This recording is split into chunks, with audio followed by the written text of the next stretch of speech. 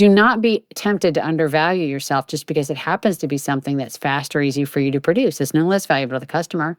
There's a famous story of Picasso sitting in a plaza, and a woman asked him to sketch her, and he dashes off a sketch, and she asked him to sell it. He says 5,000 francs. She said, "Sir, it only took you 5 minutes."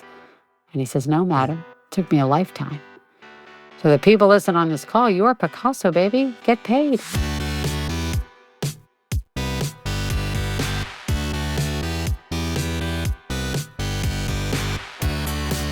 You're listening to The Successful Bookkeeper with your host, Michael Palmer. Listen each week as inspiring guests share their secrets of success to help you increase your confidence, work smarter, and build a business you love.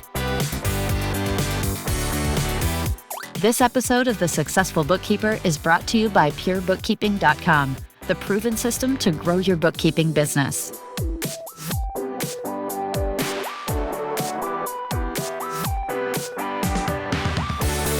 Welcome back to the Successful Bookkeeper Podcast. I'm your host, Michael Palmer. And in this finale of this two-part conversation with Casey Brown, she'll share how to take the fear out of pricing with her simple zip code exercise, why pre-discounting quietly eats away at your profits, and how to start testing your true price ceiling one proposal at a time, plus much, much more. Let's get into this chat right now. Often people think about the technical side of it. You know, it's like, well, and you started there. It was like, what is the right price? Right. Versus if you could powerfully sell the price that you have today, that's somewhere to go from there. Then it can only go up. That's right. How often, if somebody says, like, what should my price be, is exactly the kind of questions I'm asking. Is like, how successfully are you charging your current pricing now? Because if you're discounting 90% of the time, if you and discounting can happen two ways, by the way. One is I put the number in front of the customer and I say this is going to be $2,000 a month for this service. And the customer says, "Oh my gosh, we were only paying our last bookkeeper $1,500. And will you do it for that?" And we say, "Okay, yeah, we'll do it for that." Like, that's a negotiated discount. The other kind of discounting that is very, very common in a space like bookkeeping space, because again, it's the seller doer model, and they don't identify as salespeople, and maybe don't have all the sales training and things like that, is that we'll discount first. We're getting ready to sit down with the customer, and we're like, "Oh my gosh, there's no way they're gonna pay this." Like we have a structure. We just break it before we ever even present it. We don't even take our own plan seriously enough to present it to the customer. And so then we'll go in and we'll say, "How's $1,600 a month sound?" or 600 or 6,000, whatever the number is. And so I think one of the things is just cleaning up your own adherence to your strategy and saying, are we really asking for as much as we're worth every day, or are we pre-discounting or discounting? And then once you're doing a really good job of like, this is the number and that's what I get, and I don't negotiate hardly ever, not never, but a lot less negotiation. I'm doing a really good job of holding the line. Then the question is, where can you go from there? And how big, where is the ceiling? If we say, well, we're probably not at the ceiling, where is the ceiling? This is an unsatisfying truth. I don't know, and you don't know, and your listeners don't know, and their customers don't know, because we don't know until we try it. This is a very empirical process of figuring out what you're worth. Like, you can have ideas about it, but a lot of times, like, I don't know if I could raise my price 5% or 10%. And I would say, well, maybe you could raise it 20. I don't know.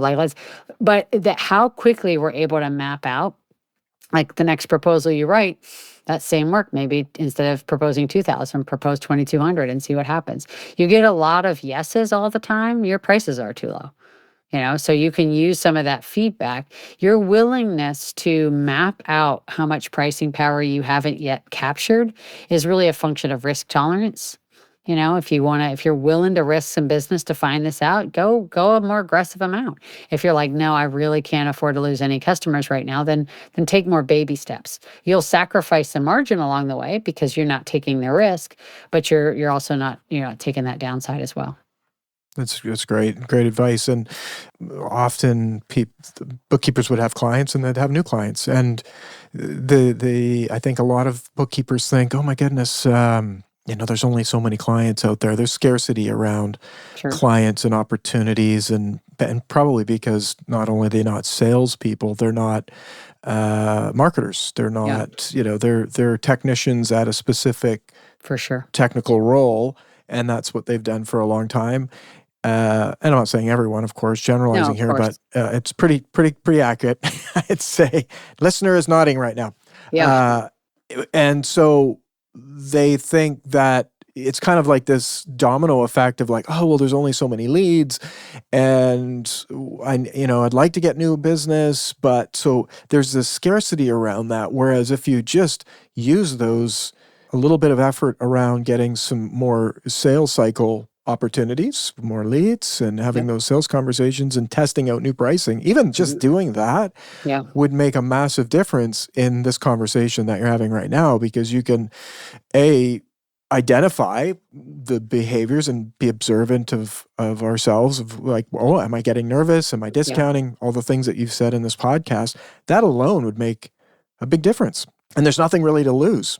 Everything you said is 100% true. I would add behind it by way of exclamation point. If we are making pricing decisions from fear, which is very commonly the case, oh my gosh, if I raise my prices, I'm not going to get enough new clients, then we can contrast that to the possibility that, like, instead of winning, maybe you have a history of, 3 new clients a quarter. I don't know. It doesn't matter what the number is. Just use that as an example. And I'm going to be a little bit more aggressive with my pricing, so that, 3 clients a quarter, I take on 12 new clients a year. Instead of closing 12 new clients a year, I close 10, but at higher prices. A lot of times now you're making more money with fewer clients. And when what you're selling is bookkeeping services, you're selling time and expertise, right? And so now you're making more money with less work. You're working fewer hours, but making more money. So I don't necessarily believe you will lose clients if you hold the line on price and raise the price. But I think it's a helpful exercise to at least do the math to say, what does my profit picture look like under some different circumstances and different assumptions around how many clients and how much, what the pricing would be, such that I would rather be a slightly smaller but much more profitable firm versus, chasing a bunch of work at low prices and going home tired and hungry. Absolutely. You're bang on. We'll get back to the interview right after this word from our sponsor.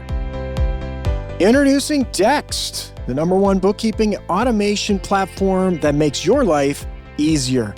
Dext captures your client's data with incredible accuracy and delivers it seamlessly into your workflow, integrating with over 30 accounting softwares. Imagine having more time to focus on what truly matters, like helping your clients, growing your firm, or taking a well-deserved break. With Dext, you can trust the data is accurately extracted, categorized, and submitted every time. What if communicating with your clients could be simple? Your clients can easily send in the records via mobile, email, or drag and drop. With built-in reminders, everyone stays on the same page, eliminating the hassle of endless email chains. Are you ready to streamline your bookkeeping processes?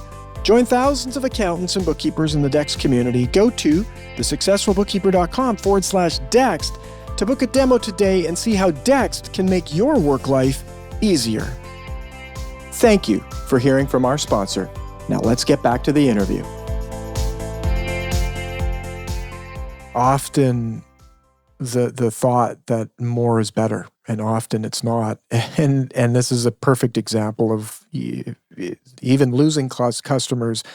We've often talked about, if you had 10 clients and you doubled the price and lost half of them, you'd be making the same and working half. That's pretty awesome. The most price sensitive customers, the ones that are most likely to leave with a price increase, are generally the worst customers you have in terms That's of. the other side of this. Yeah. They're the Maybe most talk a little bit difficult. about that. They don't get you the information you need when you need it. They suck up disproportionate organizational resources. They abuse you and your staff. They don't pay you on time. There's a very strong correlation between price sensitivity and difficulty as a customer.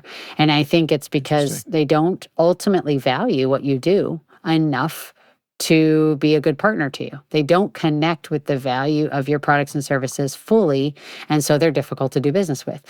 Contrast that with the customer at the other end of that spectrum, and every one of us can think of one, like the best client, just the best clients. You're like, it is a delight to do business with them. They're communicative, they're respectful, they're helpful, they are excited and proud to do work with us. They pay us on time. It's So when we start to kind of square our shoulders a little bit and take the pride to demand the prices, not demand, let's say command, to command the prices that we deserve, then we are lining ourselves up for the kind of clients that respect and connect with our value, and kind of letting the rest of those guys become the alumni of the organization. Let them go bother the competition for a while. Yeah, that's a great advice, and I think a little nugget of gold in there is the keep the ears on around those clients, because in this business, in bookkeeping and accounting, the bad clients are really detrimental because you've got a lot of emotions running, you've got some serious stuff you're dealing with, and so anybody that's not a good client or going to be price sensitive, are they really worth it? Right. I wanted to circle back to something that kind of I thought of earlier when you mentioned that a lot of people listening are women who are bookkeepers or who run bookkeeping firms. And there are some, kind of speaking of mindset, there are some unique sort of frameworks that women approach business through slightly differently than men. And just like you said before, I'm not trying to generalize here, because there are women that are not like this and there are men that are like this, but there tend to be some differences in how men and women present their value. And I think it has to do with how we're conditioned as children and all that stuff. I'm not a psychologist or anything, but when I've interviewed women business owners, so first of all, the data. So there is a 2014 study by Babson College that of women and men business owners and how their prices work. And so we're all familiar with the gender wage gap. Like, women make 80 cents on the dollar for compared to their male counterparts, which is it's a whole systemic, whatever. We're not going to solve that today. But the fascinating thing to me about that is that actually continues even to the entrepreneurial sphere. So even when a woman is the boss, when they are the business owner, when they set their own price, they're still making less money than their male-owned counterparts. And I think there's, when I've interviewed women owners about this and asked them questions, they say stuff like, I don't want to toot my own horn.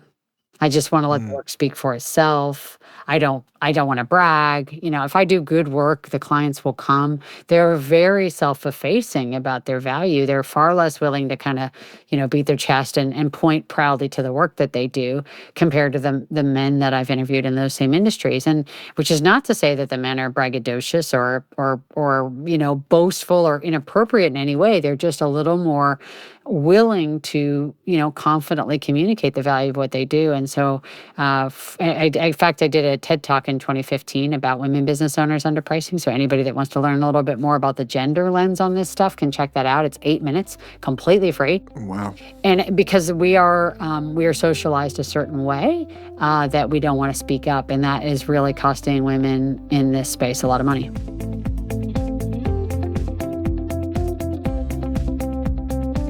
That could be one of the number one things to do right now, is to go and listen to that.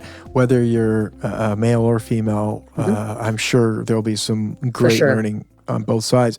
Yeah, the formulas I present in there to follow are good no matter what your gender. Yeah, absolutely. But for women, that is the majority of our listeners. So it's perfect, and you're perfect to be talking about this topic, which is great. So that we'll have the link to that in the show notes. And we've talked a lot about mindset, and I'd like to you do some work around clear messaging and packaged offers. Maybe talk a little bit about that and what your learning has been over the years with that angle. It's talked about often. I mean, I've been working in this industry now for almost 20 years, getting close to 20 years. And it went from like hourly to value, and then it was fixed, and then it was bundled, and then now it's kind of a mixture of everything. Sure. But for a long time, there was this huge shame around, oh my goodness, you're on hourly pricing? Yeah. And there's still people today, 100%, that are on hourly pricing. There's nothing wrong with that. But obviously, we want to help people make as much profit in their business and be paid for the value that they deliver. And I think there's a massive disconnect in this industry for sure, with women as well. If we watch that TED Talk, we'd learn more. I'd love to get your take on that and what you've learned over the years as some best practices. Sure. So I'm going to split that question into two, the one around the messaging and then the other around the structure. So the packaging or the hourly or the fixed or the value or the whatever. So the messaging, and they're tied to, they relate to one another, but I'll take messaging first. So messaging is so important to pricing. I've a made up statistic, but I'm a consultant, so I'm allowed to invent statistics. 50% of getting pricing right is the number that you put on the proposal. The other 50% is how you make people feel about it. So we obsess about the number. We obsess about the number, and we give short shrift to creating the right context around that number. So, here's a silly example. Like, so I said, hey, Michael, is $500 a lot of money? It's like, well, it depends, right? It's a lot of money for a t-shirt. It's nothing at all for a brand new car. Like, it, in absence of context, a number is pretty meaningless. And I think that what's so important around messaging is what that does is that dresses that naked price up in nice, rich, velvety clothes. And it gives the customer something to grab onto to say, okay, $500, what a deal. Not $500, are you crazy? Right? And so the messaging is hugely important. And I think it's not enough attention and focus in our proposals, in our, when we're sitting down and talking with a customer, we're very into the numbers, and we're very into the process, and we're very into the details. And I think helping to create a story that helps them understand why us, why me versus that other bookkeeper is a really important one to spend some time on. I say this in the TED Talk, but no one will ever pay you what you're worth. They'll only ever pay you what they think you're worth. And you control that thinking. And so I would encourage everyone listening to spend a little more time thinking about the positioning of the number, not just the number itself. So that's kind of on the messaging piece. And then let's move to the structure and the number. And there are all kinds of different models. Generally speaking, I am not a big fan of the hourly model. I have a video called 12 Things I Hate About Selling Time and Materials that I can send you to put in the show notes. I'll just mention a couple of them here. If you're faster and, the faster and more experienced and more successful you are, then you make less money because you're getting it done faster. And you're only being compared on hourly rates with people that are not as good as you and take a long time and don't produce as good of results. And so it can create some really bad comparisons with your customers. It also can really hamper collaboration. Sometimes you need it would be really helpful to hop on the phone and talk for a couple of minutes about this one thing, but customers don't want to have meetings with you if they're paying you by the hour. They don't want to, or they get really ticky-tacky about how the time is spent. You do have that meeting.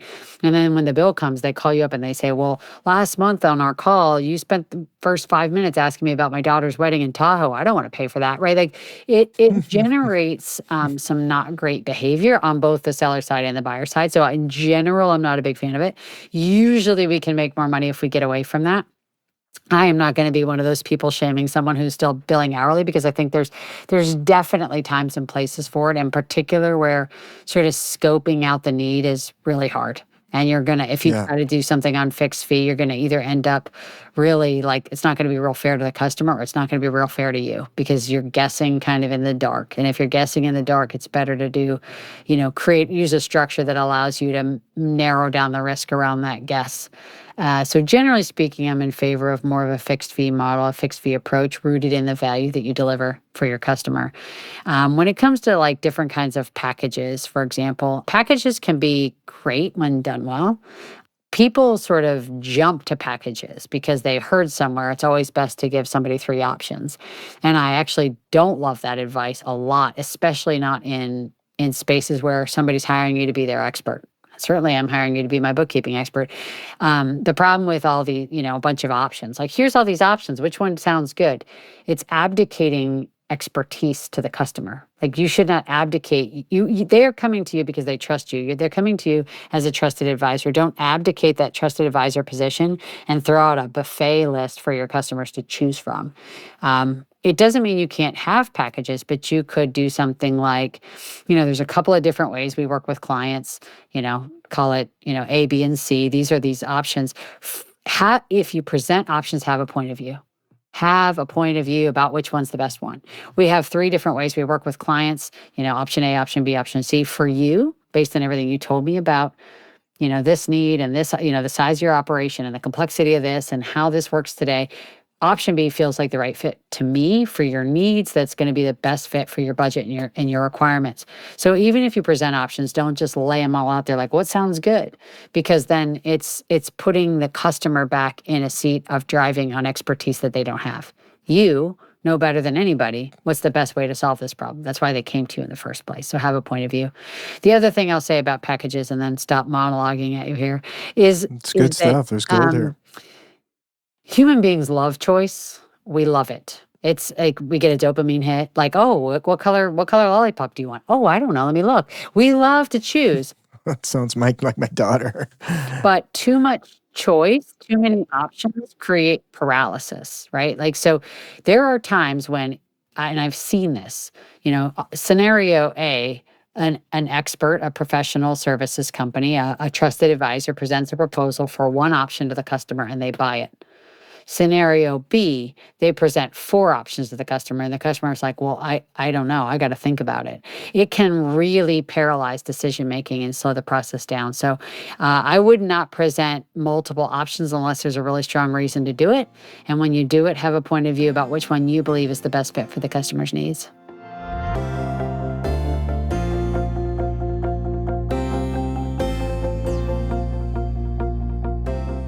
There's so much gold there. A couple of things just to go back is the dressing up of the message, right? It's like that's the thing that rang in my head is like the home staging. Yeah. Right. You're going to sell your home. Don't just oh, look at this messy place. Right. It's for sale. Right. Right. Right. You want to put some thought into it and position and bring out all the great qualities that you expect your buyers to appreciate. 100%. I love that philosophy, and I think it's really great for a listener to put that into the mind. It's like around messaging. It's like, yeah, we want to make this. We want to go over the things that are going to make you stand out and position you as that authority and that expert. And then the advocating of the expertise is such a powerful thought as well. That idea that, oh, here's my packages. Which one? You could really mess that up and feel like it's like at McDonald's and we're just like, oh, just have a look up at the board there. I'm like, I just serve burgers here. Well, think about if you went into your doctor with some kind of malady and they'd be like, well, we could do surgery or physical therapy or try some medication. What one sounds good to you, Michael? Like, I don't know. You're the doctor. Help me. Yes. Right? Like they're coming to you because they need your expertise. And I think it's I believe it's always really important to have a point of view if you're in a knowledge work space. If you're in a thought leadership or a trusted advisor space, have a point of view. It also really builds trust with the customer when you do that, because it's like, here's what I listened to you. I heard you tell me these things are really important to you. I heard you tell me these things aren't working well for you today. And because of all of that, option B is the best one for you. Yeah, for sure. And it's one of those, I think of it all the time when I go to any restaurant. I ask somebody I don't know what I want. Yeah. I'm here. You're the expert. You work here. What's everybody have here? It's like, I haven't had anything here before. It's like such a letdown. Right. All you are is the person who carries my food out at this point. Right. Yeah. And that person immediately becomes not the expert and they become just a server. So love those key little thoughts that I think bring it right into real life, and anyone can do this. And to encourage and welcome people into a different way of doing it than walking in and saying, hey, I charge by the hour. Mm-hmm. All the little bits that you just said there is just grinding, right? It's like you're on the clock and you have to only be billing for the life hours that you put into something. And, we've heard of examples with I know I've been in a lawyer's office and having a conversation. They go, I'm paying a lot of money, and are we on the clock? Yeah, right. And I'm paying for in the 6-minute increments Yes. The other thing about messaging is that if you're going to do the packages, I think we're not thoughtful enough about how we talk about that a lot of times. And so here's an example, and this is for my business, but your audience is smart enough to connect the dots to their world. So I don't do this kind of delivery any longer, but a person on my team does. But I used to do half-day workshops. And a half-day workshop for me looks like there's this preparation process where I do a lot of discovery. I really tailor the program. I come up with unique, relevant examples for your business and your industry. I show up and I do the workshop. I make notes after with recommendations. Right? There's a process. And the price tag for that is over $10,000. And so somebody would say, 4 hours over 10, you're making more than $2,000 an hour. And I think if you put 4-hour workshop on the proposal, they're in there. That makes sense to me that they conclude that. That's why it's not what it is. This is to create a process, to talk about this process. Here's what this process looks like. Here's all the steps of this process. This is why that's essential. You are not buying my time. You are not buying 4 hours of my time. You are buying 20 years of experience that allow me to walk into that room and so masterfully change the minds of the human being sitting in there that you make $2 million more profitability this year. If you would not trade $10,000 for $2 million, then that is your business. But don't talk to me about selling my time, because that's not what I'm selling. And I think in a space like a bookkeeper, I mean, these are people that have been doing this a long time. They can save mistakes. They can save money. They can save tax problems. They can save enormous issues. And they think, well, it's just 5 minutes. Well, it's just 5 minutes because you've done it 10,000 times before. You know, do not be tempted to undervalue yourself just because it happens to be something that's fast or easy for you to produce. It's no less valuable to the customer. There's a famous story of Picasso sitting in a plaza, and a woman asked him to sketch her, and he dashes off a sketch, and she asked him to sell it. He says, 5,000 francs. She said, sir, it only took you 5 minutes. And he says, no, madam, it took me a lifetime. So the people listen on this call, you are Picasso, baby. Get paid. Yeah. I love it. I absolutely love it. And that whole piece around the process, such a great reminder of that. Just takes some time to think through, well, what is the process? What's the magic that you do? And what's the art that you put out, to use the analogy of Picasso? And then how you communicate that, position it, and you've given lots of great examples. I'm sure our listener is sitting there, how can I work more with you and learn more from you? You've mentioned the blog that you're writing. You've got TED Talks, all sorts of great stuff.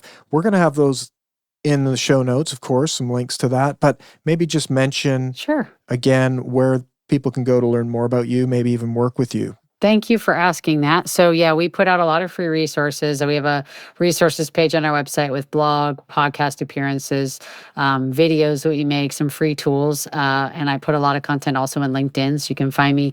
Our website is boostpricing.com, boost like the energy drink, boostpricing.com. You can find me on LinkedIn by searching Casey Brown Boost.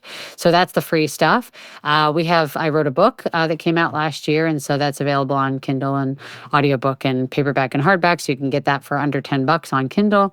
And then in terms of anybody that would want to work with us in a more fulsome way, we have programs that are tuned more for teams. So if you have a team of 50 people you want to train, or 10, we have programs for that. And you can just contact us on our website, or send an email to info@boostpricing.com. We also have a path really for solopreneurs or really small businesses where the founder does most of the selling. So it's not a whole team of folks. You want to get, help get better at this. It's just maybe 1 or 2 people on your team. And that's on our website as well under what we call Achieve as One. And then this is not on the website yet because we literally just launched it, but we have a new pricing community called Fearless Pricing. And it's a lot of our training materials, our coursework, our tools, live calls with me every month. And so we've got this Fearless Pricing community. If anybody wants any information on that, they can email our president, and she's at Alex, Alex @boostpricing.com. Very cool. Tons of resources.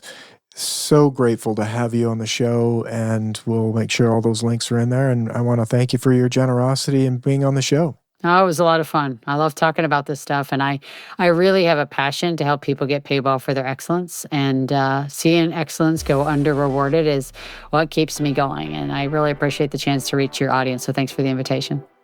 What a terrific conversation with Casey Brown. Hopefully you found it very valuable. Casey, thanks again, and with that, we wrap another episode of the Successful Bookkeeper Podcast. For resources and links, visit thesuccessfulbookkeeper.com. Until next time, Goodbye.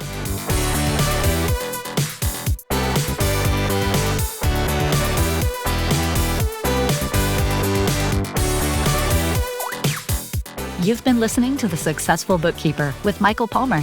For more information and to download the resources mentioned in this episode, please visit us at thesuccessfulbookkeeper.com. Thank you for listening.